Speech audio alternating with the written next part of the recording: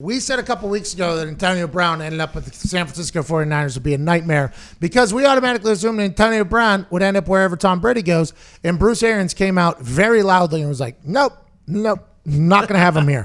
So then you start looking around and you're like, what culture could handle Antonio Brown coming in there? Antonio Brown, by most people's accounts, best wide receiver in the game whenever he's in there. You saw he wanted the Patriots for like a week and a half. He caught 7 balls and a touchdown in the first drive. I mean, he's unguardable. Now, obviously, off the field, there are distractions, a litany of distractions, well right? Said. With thank you. Yep. That was from Trey Wingo's tweet.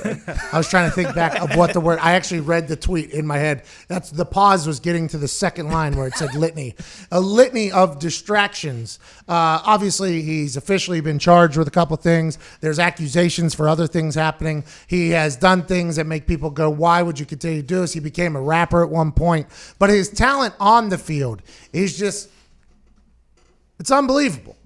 He's a guy that there's always been a, quote, be who you can afford to be in the NFL. And Antonio Brown has been who he could be for a long time. And now it's gotten to the point where a lot of people are saying, we can't deal with all of it that this guy brings.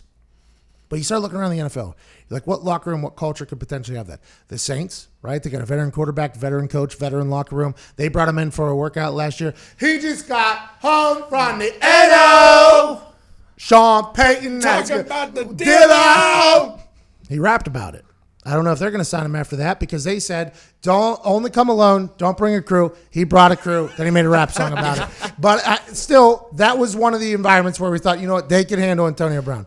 You start looking around the NFC, though, feels like the Niners are a team that could, and they are in need of another wide receiver. They got Deebo Samuel, who we talked to, Slant God, who's working down in Atlanta right now. He's only going to get better. They have a defense that's remarkable. George Kittle is electric. Jimmy G, a run game that's next level, and an offensive line. If they get Antonio Brown, they're going to be a real problem, and they seem to have the culture that could take care of it. But we still have no idea if Antonio Brown's going to be able to play football next year. We have no idea how long the NFL is going to suspend him for. We have no clue the investigations that are happening off the field or the investigations that are happening on the field if he was to get back with the team. So I'm not 100% sure that Antonio Brown will end up with the Niners, but that is the team he can go to. And for OBJ, they would have to trade for him, and that would be a pretty massive trade given the fact that I think they gave up a 1 for him just last year. Now, Andrew Berry, new GM. I want to build up my roster how I want to build it. Hardworking guys. He signs Austin Hooper to the biggest tight end contract in NFL history and said he just wants a blue-collar team that works hard. Odell Beckham, by the way, you don't become that good at football or that fast without working your ass off. I would assume he's a hard worker. I think the Browns are going to give it one more go here without Freddie Kitchens, running that team right into the basement. Freddie Kitchens is probably a great guy. Would love to drink a beer with him. But they are the most penalized team in documented history. That has to fall on who? Probably the head coach. Stooge.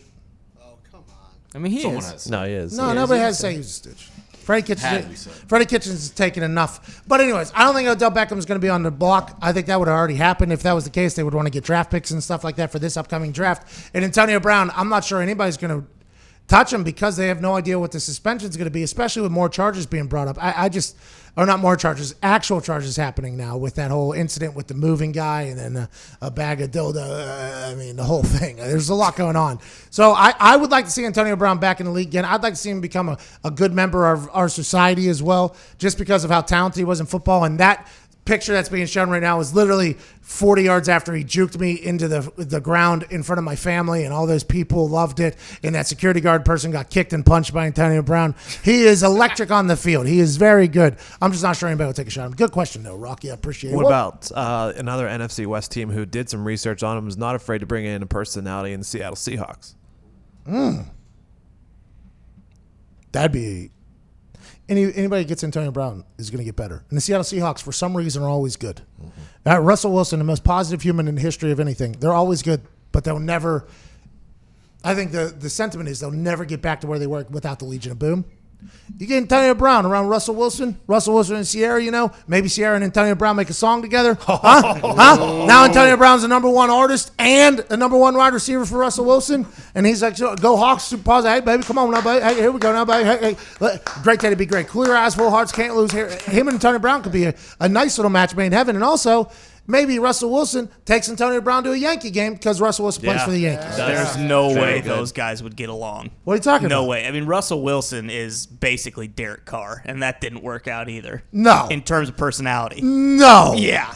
No. Yeah. Russell Wilson's growing out his long hair right now. He's not fooling anybody. What are you mean talking like about? The heavy church guys? Yeah, exactly. He does love the Lord. That's what happened. That's why him and Ben turned ways, because Ben fell in love with.